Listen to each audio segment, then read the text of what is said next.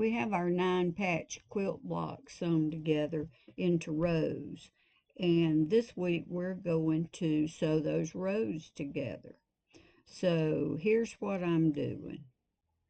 I have my rows laid out again so that I can make sure I've got the rows in the right order.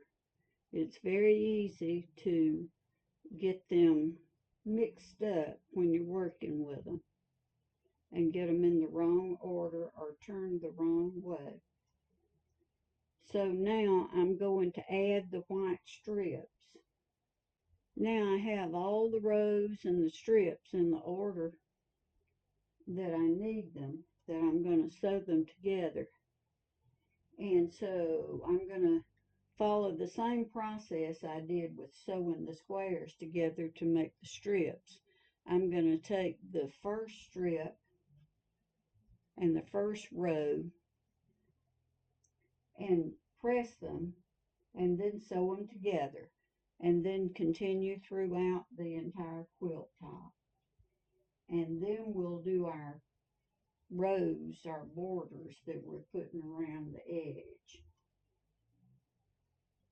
Now that we have all our rows sewn together, the next thing I'm going to do is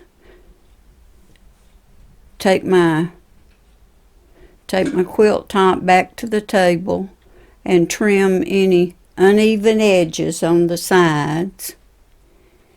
And it's time to add the borders to the sides of the quilt. I'm going to add borders to the top, bottom, and sides, but we need to do the sides first. And then the top and bottom borders will go all the way across, which will include the two side borders. I don't think I mentioned before, but our borders for the sides, top, and bottom will probably have to be sewn together. My fabric was using 45-inch fabric, so I'm going to have to piece my borders. And the way, now you can just sew them together into one long strip and then sew on and cut off as you're working.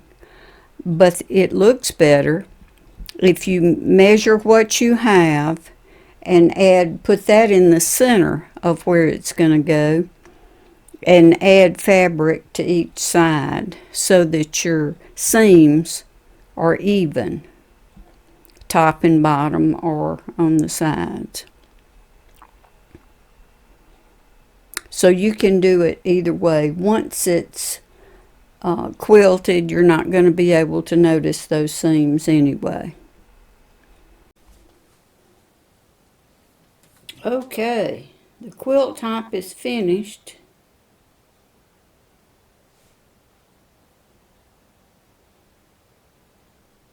And next time we will talk about how to make the backing.